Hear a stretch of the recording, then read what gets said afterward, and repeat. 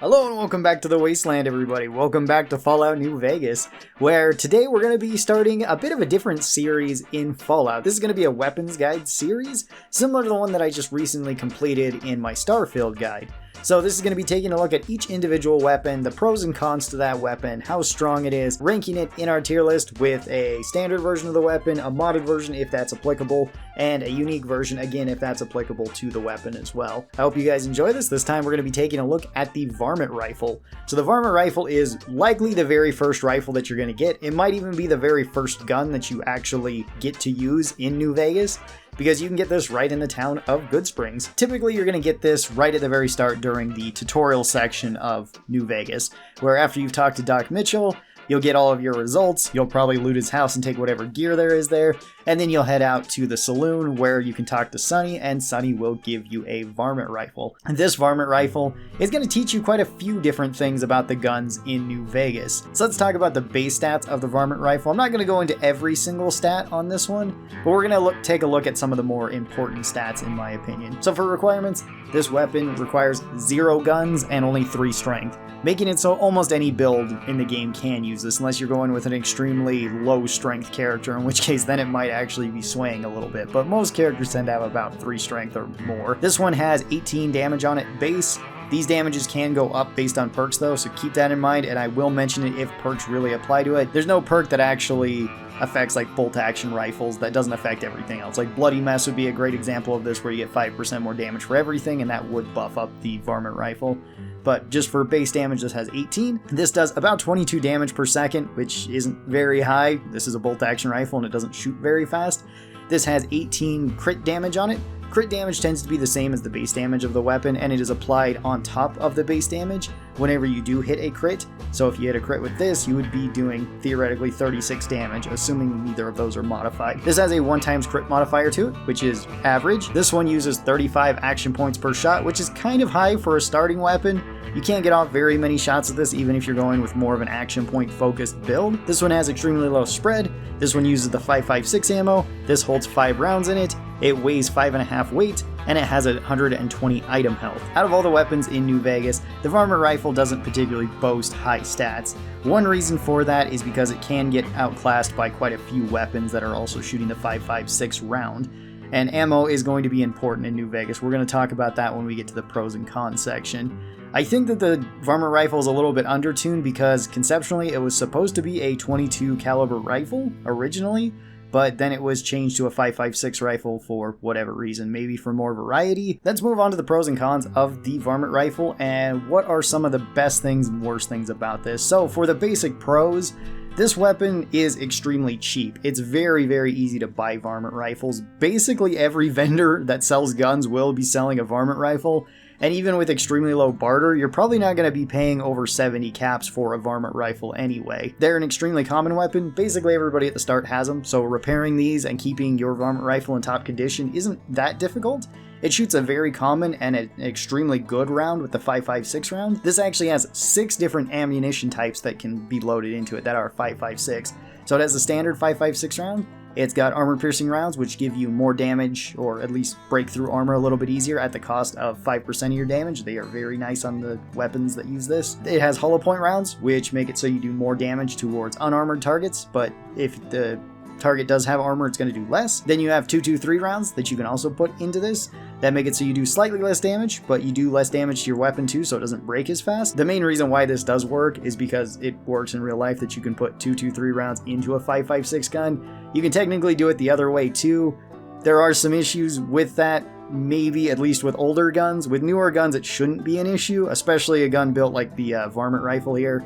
That is a closed bolt action rifle. You should realistically be able to get away with that because 5.56 tends to have higher pressures than 223, but they are still the same bullet. Another reason why it's a difference between 5.56 and 223 is because one is in metric and one is in imperial. So they are the same diameter though. You can also use surplus rounds into this, which surplus rounds actually get you more damage out of your weapon, but it breaks your weapon much faster. These ones you can buy in bulk, which is kind of cool.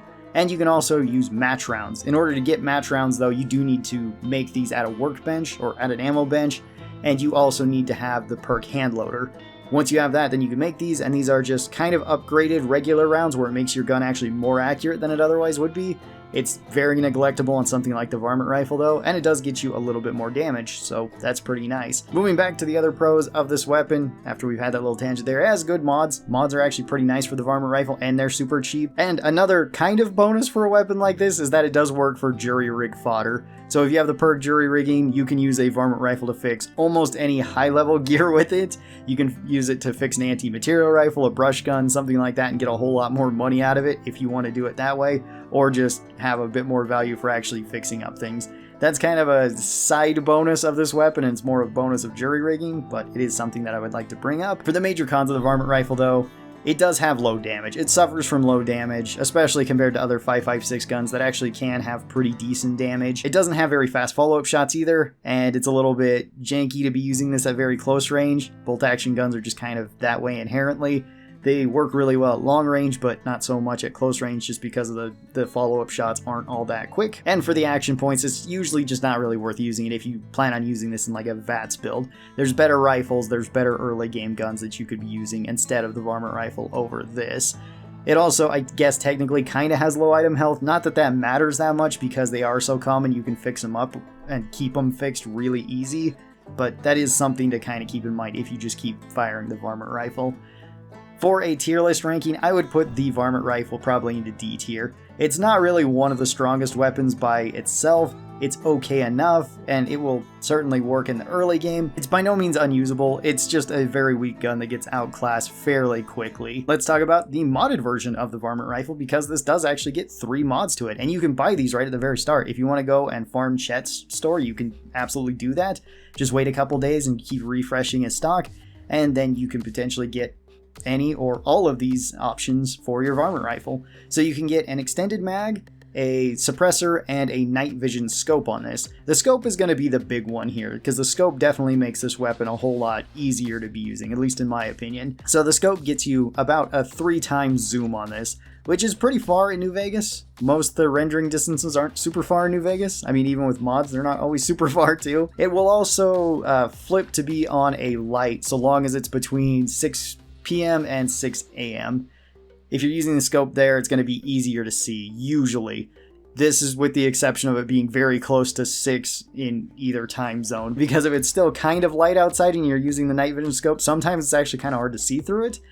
If you're using it at night, it's perfectly fine, and same thing when it starts to become dawn, to where it can actually be kind of hard to see through it as well. So it can be kind of a pro and a con, but it is actually a pretty nice scope to be using.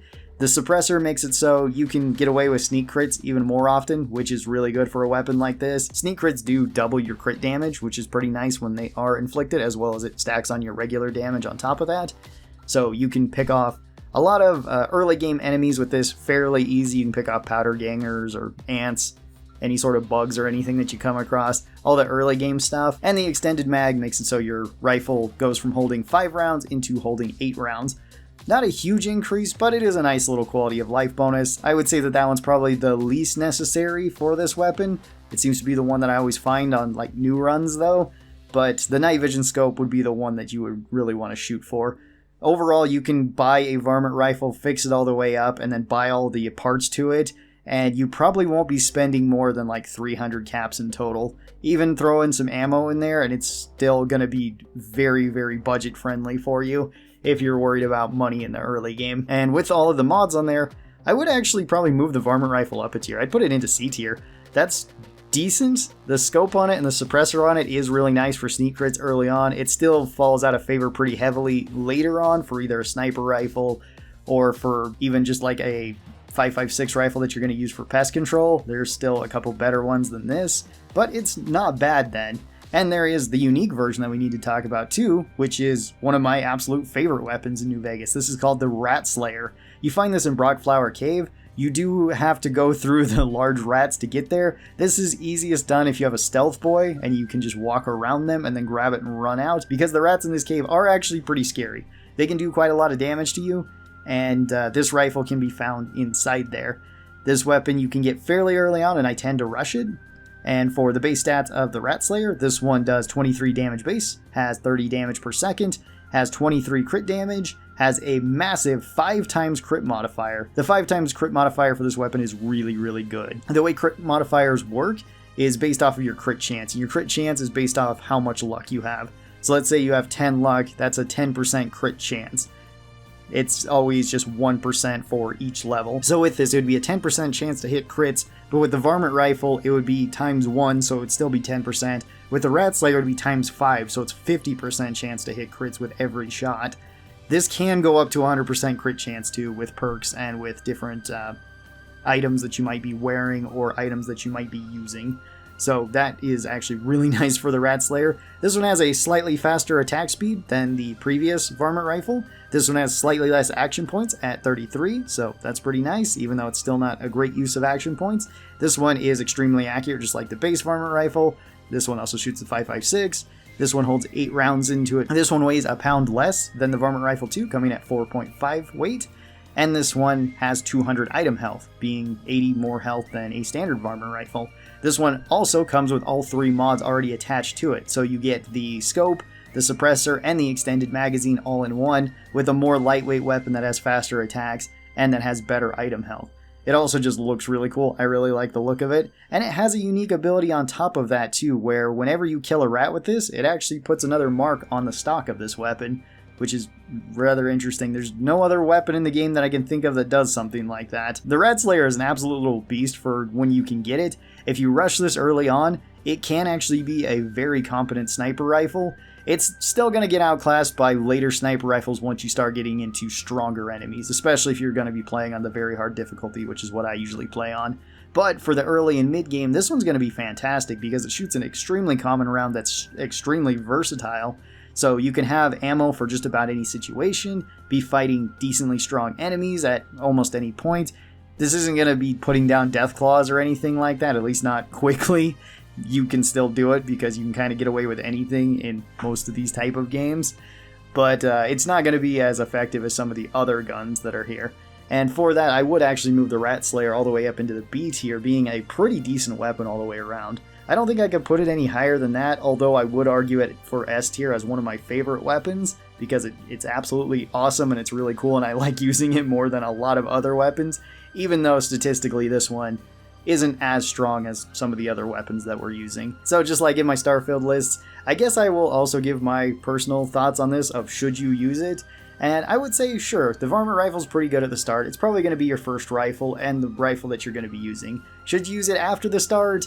Maybe not. If you're not a rifle person, then you're probably not going to like it. If you don't like the rate of fire, you're probably not going to like it. And if you want to rush for certain other guns, then maybe not, because you can rush really, really powerful weapons in New Vegas. The Rat Slayer might be worth going out of your way and getting, even though it can be kind of a pain to get. It is still a really cool gun. You could also save it for later and then just carry it around as like your pest control weapon, and it also works pretty well in that role.